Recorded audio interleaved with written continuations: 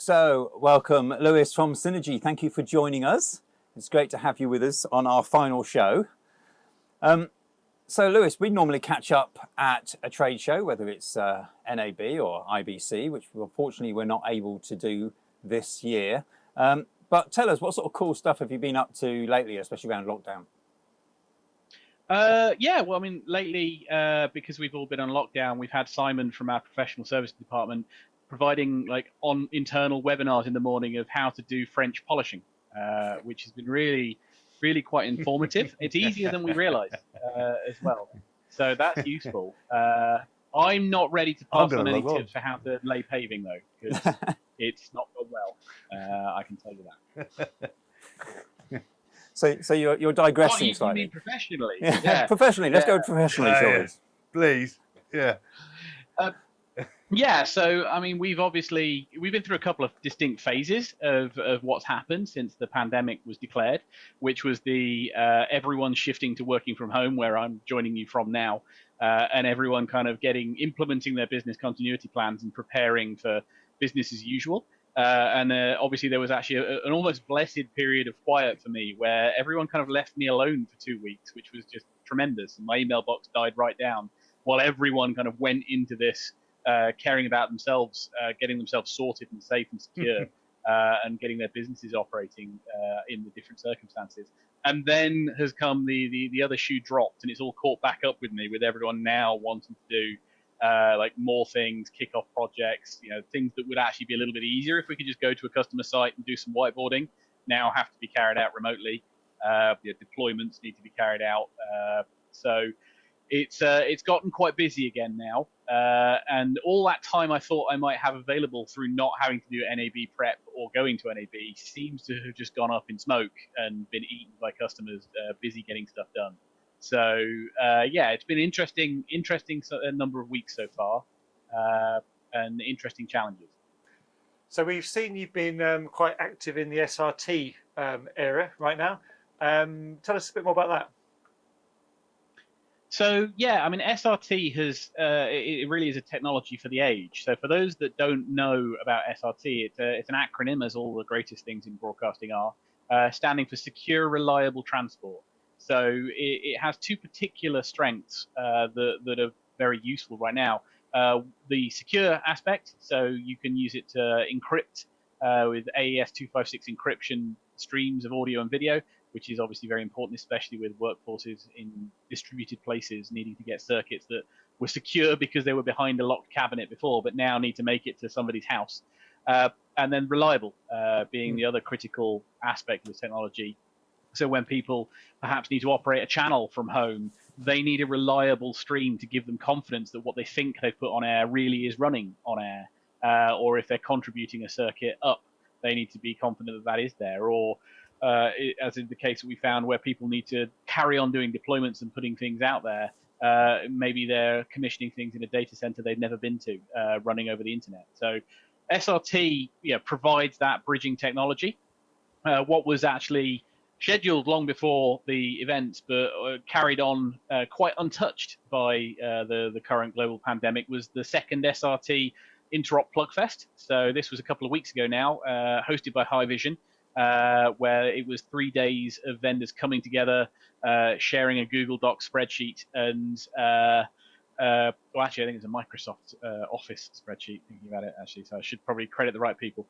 So sharing that spreadsheet, and then listing out, providing streams for people to consume, or providing targets for people to upload to, and producing some really useful testing of what vendors' products have been tested against what other vendors' products, just to prove that this technology is open and able to interoperate. That's come at a very good time for vendors to be able to actually have comfort that these things can all talk to each other. So Lewis, there's an SRT Alliance, obviously made up of numerous companies, as well as Cinegy, obviously. Can you just go into a little bit of detail about the breadth of those companies making up the Alliance and what they sort of bring to the party? Yeah, sure. I mean, I have a feeling it hit 450 Alliance members just recently, which is obviously a huge number.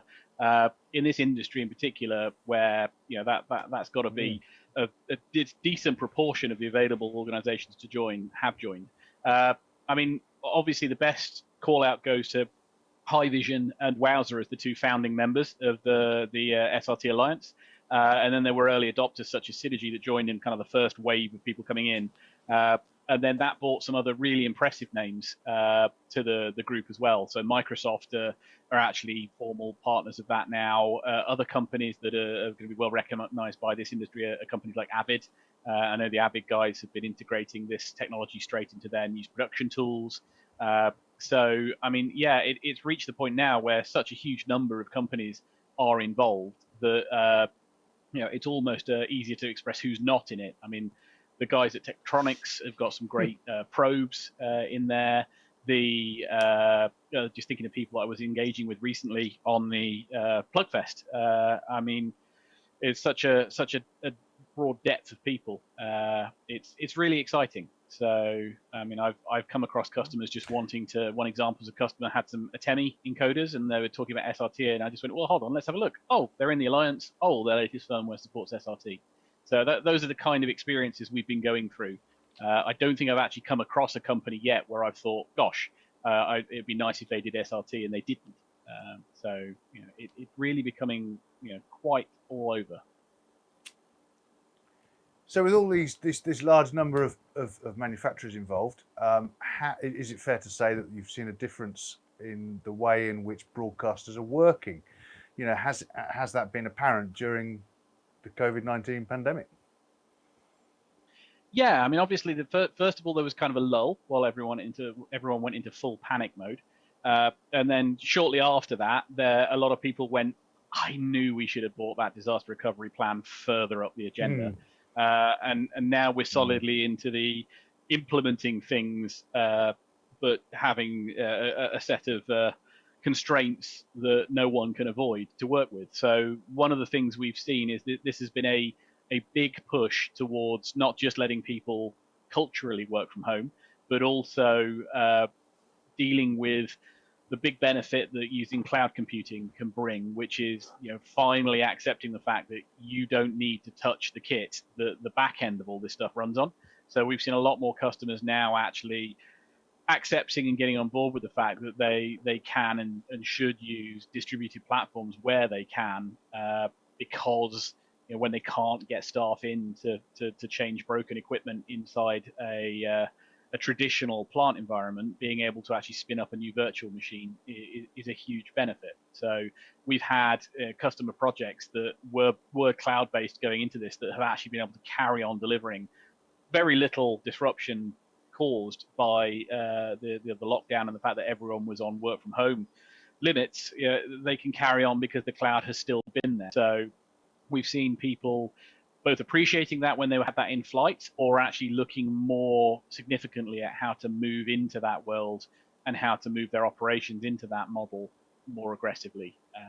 And that's been a lot of fun to kind of ride along with those customers and help them down that learning journey, and try and actually serve them and hopefully make them happy customers. Yeah, is it fair to say that what this has done, so remote production was all a bit of a big buzzword on the lead up to this. Now we've got this thing called remote working, as in the work from home, and that will build in, with everything they're implementing now, that will build in some pretty strong resilience for anything that happens in the future. Yeah, I mean, it's one of those things where a lot of people were, even something as simple as working from home, a lot of people weren't ready to take that cultural step until forced. And I think what will come out the back of this is a lot of people will get to the end of this whole process and say, well, actually, this just worked for 6 months. There's no need for them to have yet another proof of concept that the cloud can do this. It just did. And so that kind of necessity is the mother of invention has kicked in. And I've seen that reflected in industry. Yeah, absolutely. Well, that's fantastic, Lewis. Thank you for coming in. Hopefully, we'll be seeing you at a show of some description in the future. Sadly, not in 2020. Thanks for coming in, and we'll catch up soon, we hope. Yeah, no, thank you, guys.